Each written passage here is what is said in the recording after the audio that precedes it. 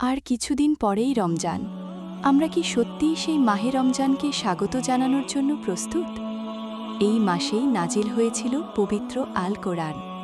এই মাস রহমত, মাগফিরাত আর নাজাতের মাস।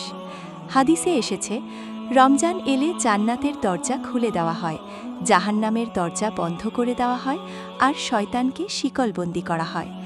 রাসূলুল্লাহ সাল্লাল্লাহু আরও বলেছেন, যে ব্যক্তি ঈমান ও সাওয়াবের আশায় রোজা রাখবে তার পূর্বের গুনাহ ক্ষমা করে দেওয়া হবে। কিন্তু নিজেকে জিজ্ঞেস করি, আমার নামাজ কি ঠিক আছে? কোরআন পড়া কি শুরু করেছি?